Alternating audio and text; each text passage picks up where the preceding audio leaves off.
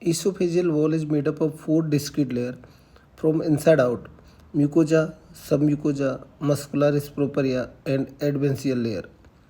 Esophagus lacks a distinct serosal covering. As a result, direct tumor spread is easily facilitated, often complicating surgical resection. In addition, in the event of esophageal perforation, absence of serosal layer makes repair more difficult.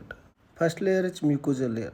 Mucosal layer is lined by continuation of non-keratinizing stratified squamous epithelium, which has an abrupt change in lower esophagus on entering into the stomach at Z line. This jagged line at the GI junction is the area at which the mucosa changes to columnar epithelium, which line the stomach. The mucosal layer has three distinct sublayers. First is non-keratinizing epithelium, which cover the entirety of the inner surface of esophagus, with the exception of lower esophageal sphincter, at which squamous epithelium convert to the columnar epithelium.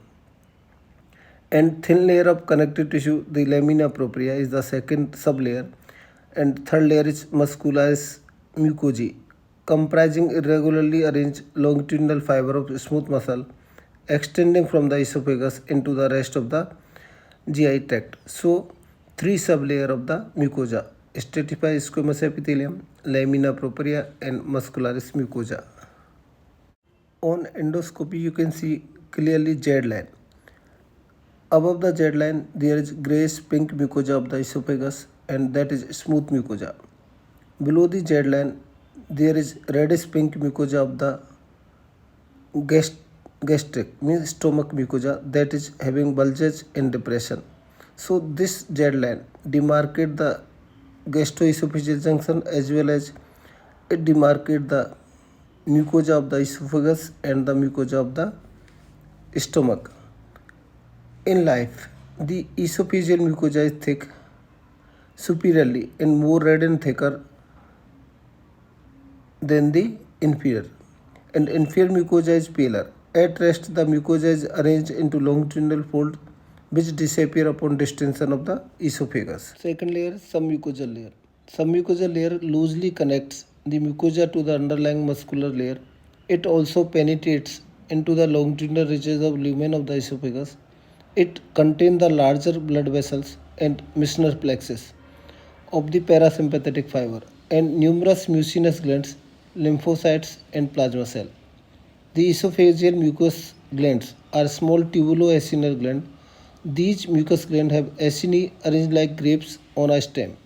Secretion from these glands is important in esophageal clearance, as well as to render the esophageal tissue resistant to acid reflux. These elastic fiber of submucosal layer play an important role in closing the lumen after the dilatation caused by the swallowing or peristalsis. Third layer is muscular layer or muscularis externa.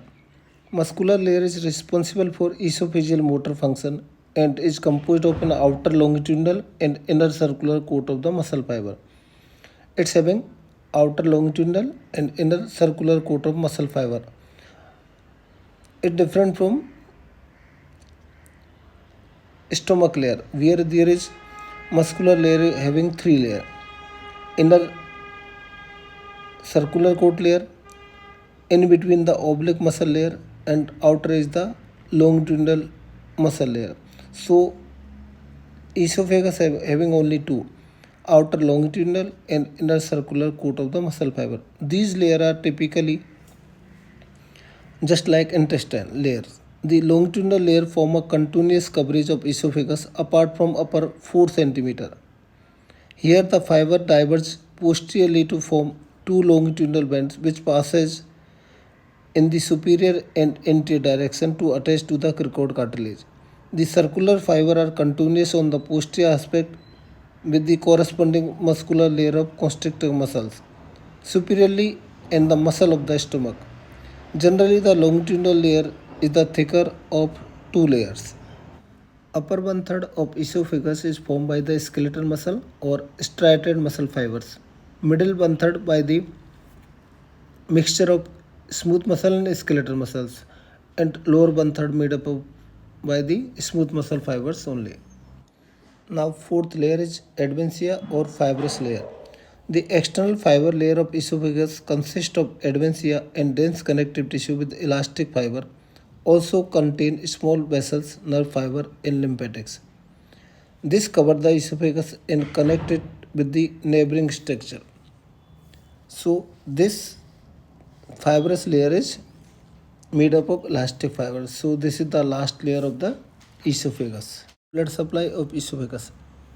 The cervical esophagus supplied by the inferior thyroid artery. Thoracic esophagus supplied by the mainly esophageal branches of aorta, and it forms the vascular anastomosis with the inferior thyroid artery. And abdominal esophagus supplied by the left gastric artery and left inferior phrenic arteries. A dense blood supply and anastomosis nature of the esophagus blood supply.